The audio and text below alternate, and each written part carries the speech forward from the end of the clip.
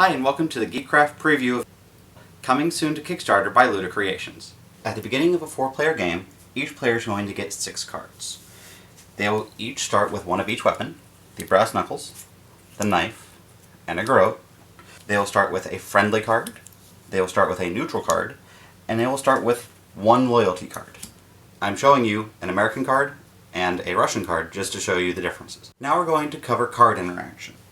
The weapon cards are used to attack other players, with a simple rock, paper, scissors mechanism where the brass knuckles beat the knife beats the garrote, and the garrote beats the brass knuckles. We're going to have the red and yellow players interact. We're going to have the red player attack the yellow player, though normally it doesn't matter who's attacking who. Each player will select a card from their hand and put it face down in front of them. The players will exchange cards, view them, exchange, discard them to their appropriate pools, and explain the results, without showing the cards to the rest of the players. In this case, the red player played the brass knuckles, and the yellow player played the garrote. The garrote beats the brass knuckles, so the yellow player will win the interaction. In this case, the yellow player is able to interrogate, where he gains information about the red player.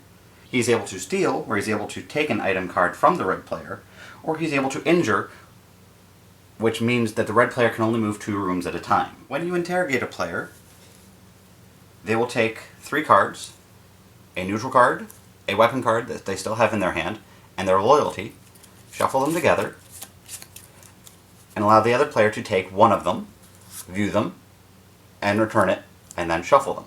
In this case, the yellow player will have learned that the red player still has brass knuckles. This can be helpful in figuring out when to attack and with what card to use when you attack. After the yellow player has seen this card, the cards are reshuffled and returned to the red player. This way, the yellow player has gained at least some information about the red player, but the red player doesn't know what information the yellow player has gained. There are also a variety of items in the game. For example, the hidden weapon is used to increase your standing in an attack against another player. If you're losing, it'll allow you to tie, and if you're tied with the other player, it'll allow you to win. The bulletproof vest cancels an attack because it prevents the player from actually succeeding in the attack. The bulletproof vest is very helpful against items such as the hidden weapon. The first aid kit is useful when a player is injured because they're able to heal themselves or another player without going to the infirmary.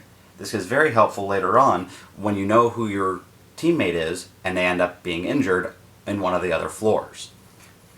Briefcases are useful because they hold significant items in the game and can hold any item as long as the player has the ability to open it with a code cracker.